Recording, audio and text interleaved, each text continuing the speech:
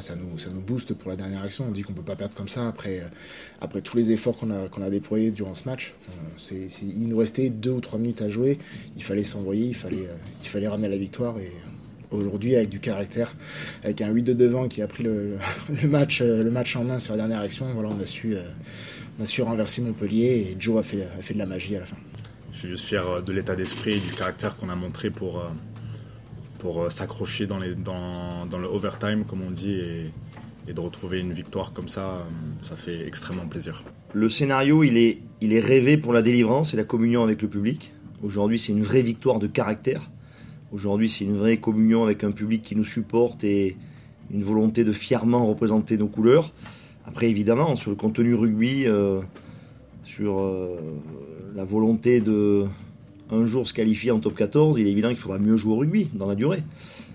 Mais moi, je retiens prioritairement ce caractère, cette énorme, cette féroce envie de gagner, malgré notre niveau aujourd'hui, qui est alterné entre le faible et le moyen plus, mais un gros caractère, je retiens ça. Ok, on n'est pas la plus costaud, ok, on n'a pas des stars à tous les postes, mais voilà, on est une équipe qui s'accroche, une équipe voilà, sur les mauls, sur les mêlées, dans la dernière action.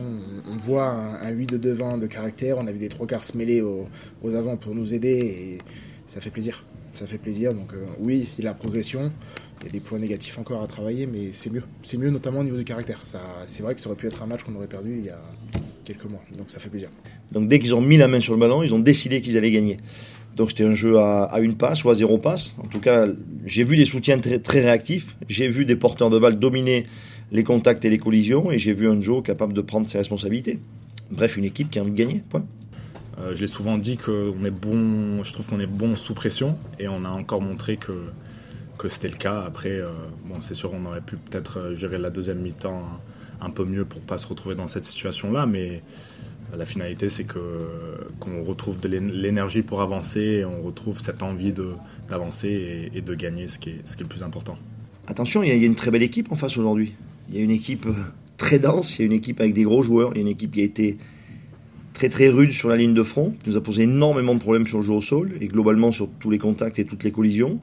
Donc on n'a pas pu accélérer notre jeu. Tu as vu que les 3 fois où on arrive à accélérer notre jeu, on la déborde, cette équipe. On la déborde presque assez facilement. Par contre, dès qu'on reste rideau contre rideau, on a beaucoup subi, on a même été très dominé. Et puis quand tu rajoutes une multitude de fautes, là ça devient un cauchemar, oui.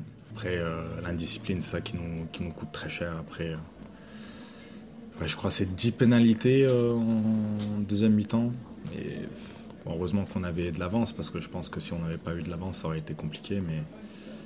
Mais voilà, moi je pense juste au fait qu'on a gagné, qu'on a montré ce caractère. Et bon, après le reste, on regardera ça lundi. Les 2 prochaines qui viennent sont des équipes, comme tu l'as dit, du top 6, voire du top 3, et des équipes avec un jeu extrêmement rapide.